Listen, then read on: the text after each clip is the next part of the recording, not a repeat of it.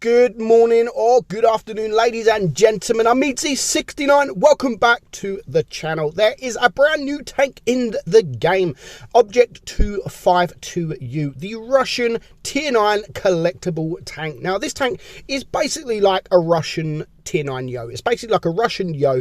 It is an auto-loader with 2 shells. Yes, it is a fantastic tank, and you can get this for probably quite cheap, maybe even free in the event. I'm not 100% sure how much you will have to get this tank for or etc, but I'm sure by the time this video has been released, you should know. So what is the stats of the tank? Now, the stats are pretty solid if you're asking for my opinion.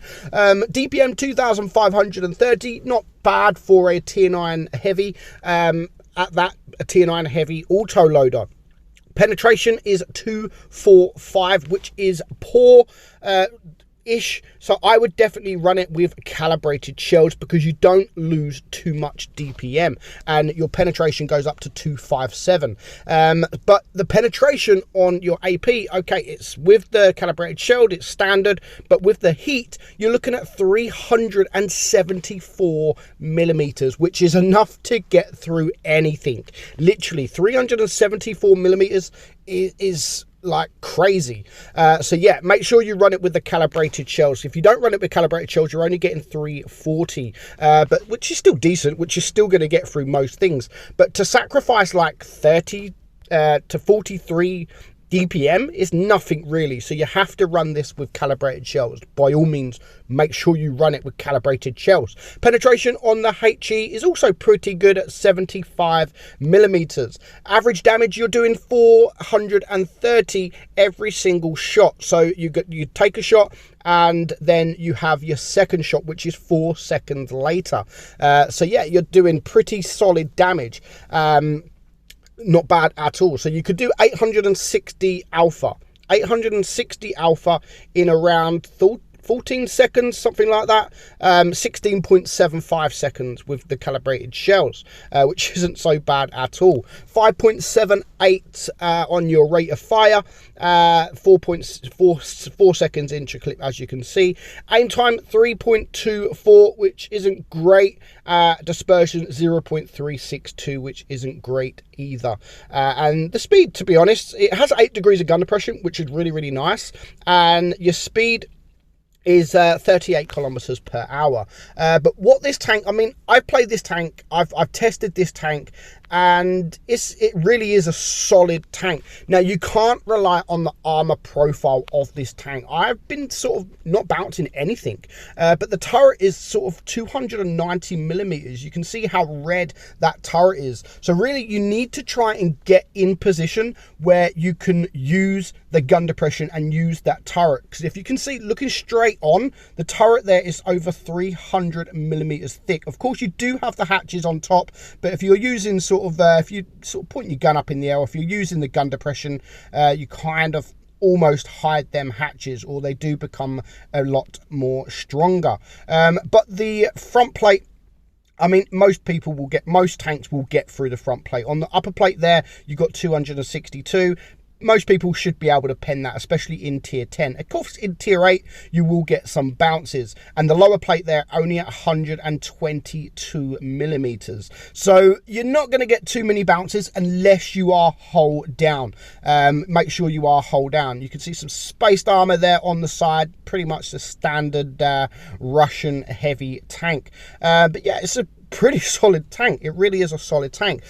So let's just get into game and watch a couple of replays that I've not long just done. Here is the tank in the flesh. Not too bad at all.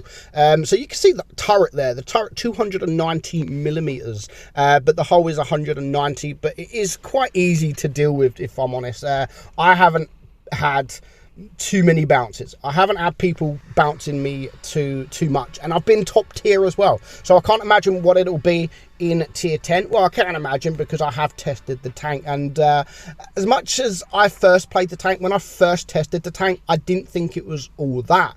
But yeah, a few of the other testers were like, oh my god, this tank's insane. So I played it differently, and I did start to perform much better in this tank. But yeah, you need to try and get in the hold down positions. You have to use the turret. There's a few tanks out there like that's like the Concept 1B, for instance. That's only really a good tank if you are hold down and only showing your turret. Unfortunately, I wasn't really able to get into certain positions. Let me just turn this down a little bit. I wasn't able to get into some certain positions so I can use that turret. So unfortunately, I've just got a sort of attack. So we do have two sort of decent games. This poor RU251, but bless him, he does a fantastic job. Spotted literally the whole team and then running away. I do miss my second shot there, and he actually stays alive until the very end. So the enemy have capped base C. They are capping base D. So we know pretty much everyone else has gone to the right side. So we need to start capping bases. We've got base A, and unfortunately, we're not going to get base B, because the ST1 is here. And as you can see, no problem whatsoever from that ST penning us. Now, the best thing about this tank, that was lucky. I mean, I almost missed that shot thanks to this T92. So yeah, I think the best thing about this tank's at the beginning is people are not going to know this tank. And as soon as you do a 440 or 430 alpha, they're going to come out and try and get a shot, not knowing that you've got another shell in your magazine. So obviously, it will eventually, people will start clocking on that it is an auto loader, but as soon as this tank's released, not many people will realize it is an auto loader. And as I've said, they're going to take a shot. You're going to take a shot, and they'll probably expose themselves, open up, and then they will take another shot, unfortunately for them.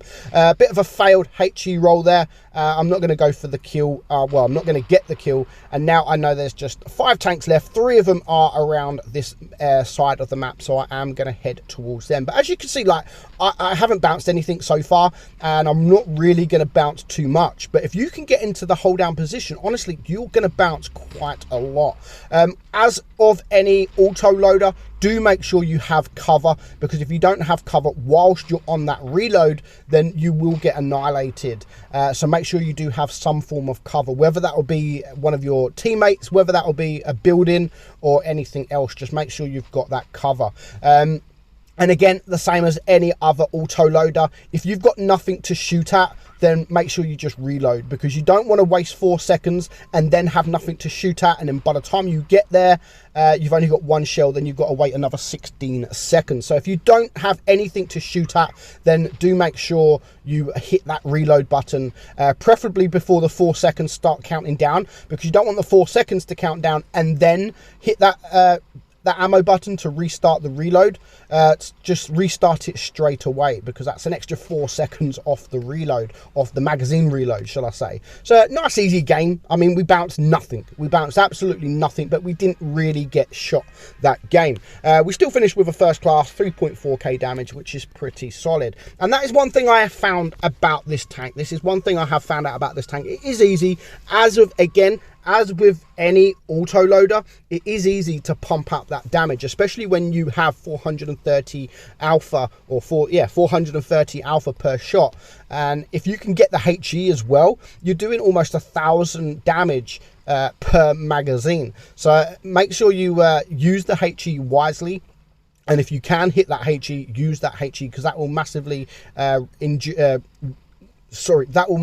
increase your DPM. But if you fail it, it will massively reduce your DPM. So pretty nice shot here against the AMX 5100, and again, I mean, 470. That was a 470 roll.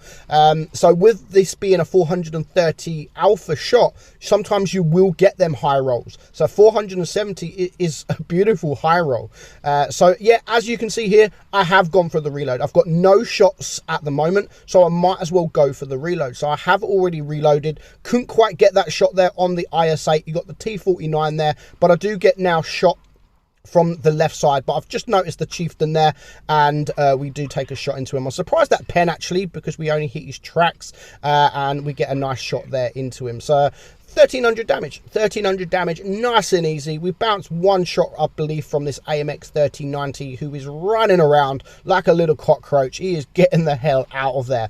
And he's actually surviving as longer than I thought he would survive. But we are a tank down, and we are going to start losing some tanks. That wall, I mean, yeah, I should have killed that wall, to be honest. But unfortunately, the wall stopped my shot on the AMX. So we are losing dramatically. I do get a nice shot, nice HE shot, nice roll as well into that guy. Now we are losing. It's a 4 versus 5 now, but they have 2 bases and they're on 740 supremacy points. So I need to concentrate on these bases because I can't rely on my team. And no one's going for the bases. No one's going for the bases. There's a couple of tanks in the middle there. No one's really going for base B. Of course, the IS-6 is there. He should be stopping. He should be stopping, but no, he comes out of the base. He comes out of the base, and I do again get a beautiful shot into that chieftain. So now it is a 3 versus 4. There is a couple of one shots, but I need to focus on these bases. This is my main priority. We don't want to get it down to, say, like a 3 versus 1. Easy win for us, but yeah, we lose on supremacy points. I absolutely hate it, but it is now a 2 versus 4. I am going to take care of that AMX, and now again I really need to head towards base C because they're still winning on supremacy points, and I need to get a kill. Really need to kill that T49. He can cause problems, and I'm happy to take a couple of shots to actually kill that guy because he's a fast tank. He's not dangerous to me, but he is a fast tank. But luckily the IS-6 on my team clears him. So now the IS-6 is sort of behind me, so I'm going to leave him to deal with this IS-8, and I'm going to go and deal with this chieftain. But you can see again, I'm not bouncing anything. I've bounced 675 damage this whole game, which is nothing. Even here, I'm going to go hold down here, and of course the chieftain is hold down, but no problem. Him penning my hatches, no problem whatsoever. But that was my fault because I wasn't moving my hatches, my turret. I was just literally still, so it did give him plenty of time